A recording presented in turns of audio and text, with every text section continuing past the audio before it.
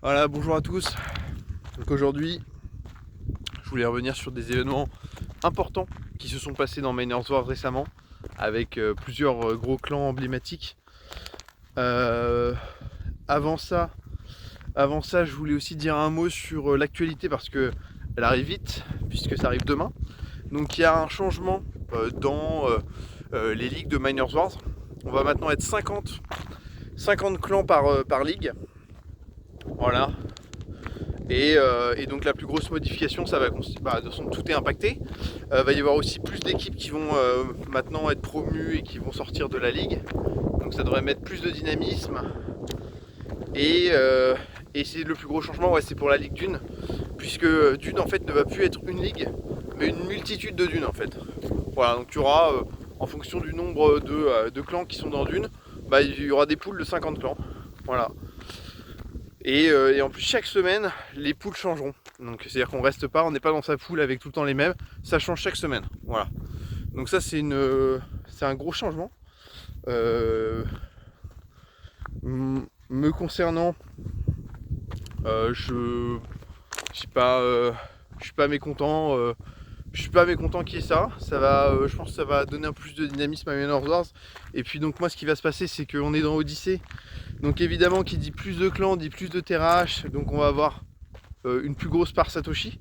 Il y aura plus de récompenses de manière générale.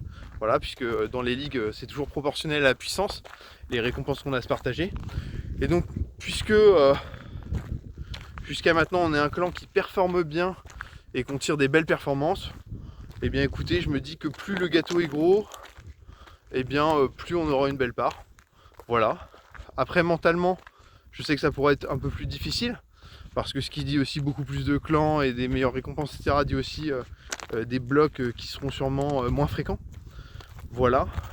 Mais je dois avouer que je suis pas déçu pour le moment de ma fréquence de blocs. J'en gagne beaucoup, donc même si c'était amené à diminuer, que j'en gagnais 2 fois moins, bah c'est pas ridicule, hein, parce que en fait j'en gagne quasiment plusieurs par cycle depuis dernièrement. Donc ma moyenne est quand même assez élevée. Donc voilà un petit peu pour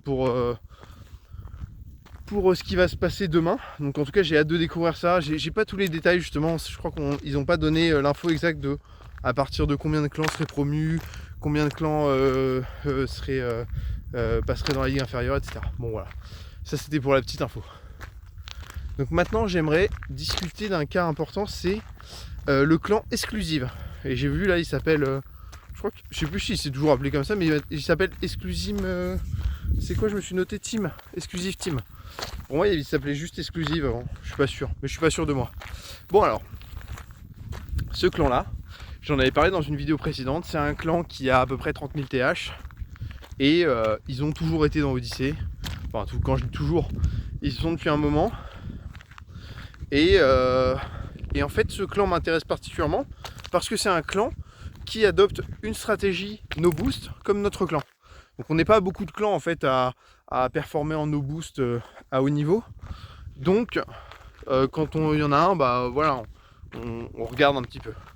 Et donc là dernièrement, ce clan là, nous on était, alors à l'époque nous on était le clan, aujourd'hui mon clan c'est Bitcoin Sniper, mais en fait c'est parce qu'on s'est renommé, il y a eu différentes choses. Avant on était le clan Rock the Block, qui depuis a disparu. Il s'était fait, en fait on avait fait des tests où on était parti dans d'autres divisions au moment où il y a la création des ligues, et celui qui était devenu le nouveau chef de clan de Rock the Block avait coupé les ponts avec, avec nous pour garder la récompense de clan, etc. Enfin bon, je vous passe les détails. C'est pour ça que du coup on a dû recréer un nouveau clan avec un nouveau nom pour remettre notre chef de guilde de clan à sa tête, etc.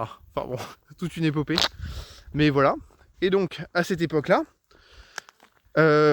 au moment où ils ont introduit les ligues, où on est passé justement dans Odyssey, Eclipse, etc., eh bien on s'était dit qu'il y aurait un avantage à être plus gros.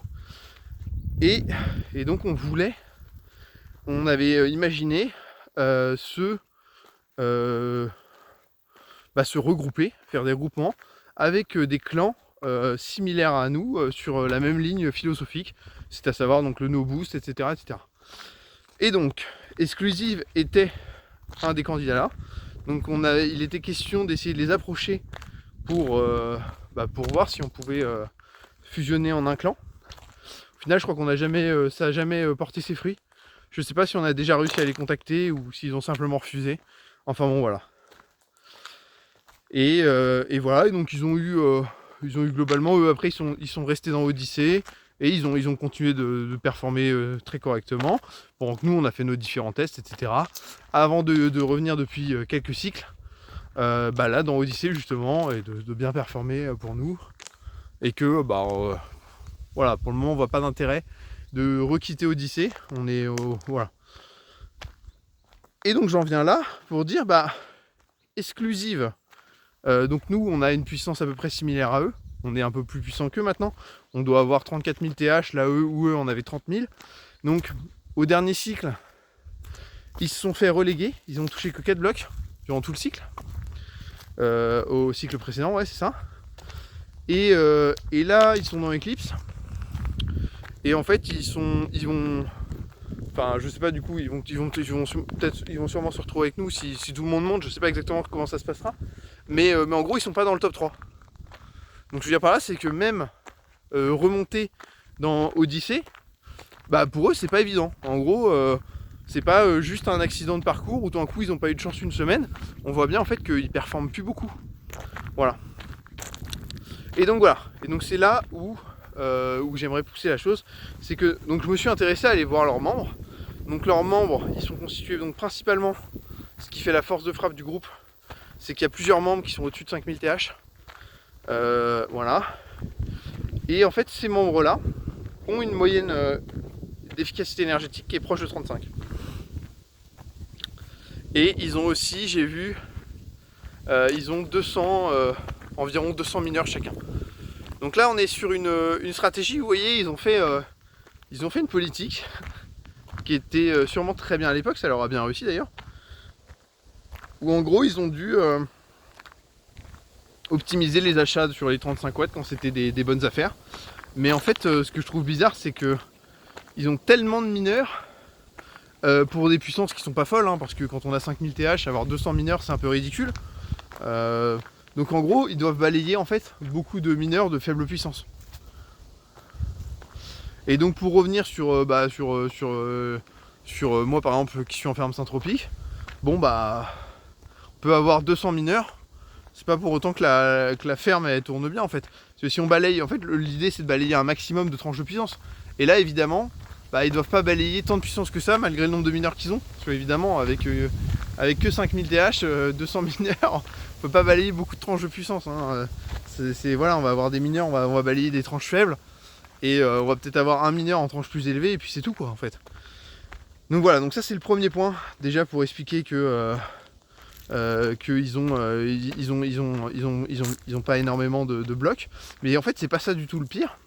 Le pire c'est qu'ils sont à 35 watts en fait. Et donc évidemment quand on a 30 000 TH à 35 watts par rapport à nous qui avons 34 000 TH, j'en sais rien, à 25 watts, je sais pas exactement à combien la moyenne du clan, elle est peut-être même en dessous de 25 watts, et bien ce qui se passe c'est que vu que le score rentre dans la formule mathématique du score, l'efficacité énergétique a un flux, donc ils se retrouvent en fait à faire peu de score. Et en fait ça me paraît assez incompréhensible de leur part, dans le sens où depuis maintenant ça fait pas mal de semaines que passer de 35 à 28 watts, de 35 à 28, ça coûte 40 centimes de dollars le TH par palier de 1 watt. Donc en gros ça coûte vraiment pas cher. C'est à dire qu'aujourd'hui entre passer un 35 à 28 ou acheter du TH directement, on gagne plus d'argent, c'est plus rentable de descendre son 35 à 28. Voilà. Et donc eux, je sais pas pour quelle raison, je sais pas ce qu'ils font avec leur réinvestissement, je comprends pas trop leur stratégie, mais en fait ils ont pas fait de... Ils profitent pas de ça bizarrement. Donc résultat ils font pas de score. Alors est-ce qu'ils sont dans un mode rentier et ils réinvestissent rien, je sais pas trop. Ou est-ce qu'ils continuent d'acheter du 35 watts alors que c'est plus du tout rentable et ils ont pas compris comment fonctionnait. Bon en tout cas voilà. Donc tout ça pour dire. Donc là on est sur un cas caractéristique de clan qui est en no boost et qui performe mal du coup. Qui a bien performé mais qui ne performe plus. Donc je leur souhaite de performer bien à nouveau, mais en gros ça va pas tomber du ciel, dans le sens où il va falloir que clairement ils changent de 3 choses. Donc là le plus important évidemment c'est leur efficacité énergétique pour regagner du score à pas cher. Mais voilà, donc ça pour dire, le no boost ça ne suffit pas. Il suffit pas de mettre un bon chèque sur la table et de plus bouger, vous voyez. C'est voilà, donc je vous détaille, de toute façon vous avez tous les détails sur la chaîne de ce qui est important justement à avoir à l'esprit. Et voilà. Mais en tout cas c'est un cas d'école du coup à retenir sur l'importance d'avoir une ferme optimisée. Voilà. Et donc Miners Wars No Boost, c'est pas juste j'ai mes mineurs et je bouge pas. Bah ouais. Faut avoir une optimisation pour chercher le score à pas cher le plus important possible. Et puis aussi balayer plusieurs niveaux de puissance, un maximum de niveaux de puissance. Voilà un petit peu. Et donc ça va aussi contraster avec un autre gros changement qui est intervenu dernièrement, c'est sur le clan Blokaolix. Donc Blokaolix c'est le premier clan dans Odyssée depuis un bout de temps. Ils ont le podium. Ils sont numéro 1 sur le podium. Et donc c'est un clan qui a poussé en fait la magie à son max, puisqu'ils ont été 5-6 membres, je sais plus, même peut-être entre 6 et 9, je sais plus exactement. Mais voilà, historiquement ils sont quelques membres, vous voyez, moins d'une dizaine. Et en fait ils sont lancés dans l'utilisation très intensive de magie, à dépenser des sommes folles dans la magie, en ayant des TH plutôt faibles. Voilà, le plus gros doit avoir 1900 TH et les autres c'est quelques centaines. Enfin vous voyez, c'est vraiment pas grand chose pour un clan qui est numéro 1 dans Odyssée. Et donc ils ont tout raflé. Et donc là ils ont sur ce cycle là, maintenant vous pouvez aller voir, ils commencent à accumuler les TH. Pas forcément eux personnellement, mais plus ils ont ouvert leur clan aux membres. Donc là ils sont rejoints par plein de membres. Il y a plein de choses à dire. Donc ils ont touché déjà des gros multiplicateurs. Donc là par exemple ce cycle là dans Odyssée, il est absolument pourri. Parce qu'en fait il y a eu un 256, il y a eu des 128, il y a eu des gros multiplicateurs d'études. Je suis content quand il y a des gros multiplicateurs.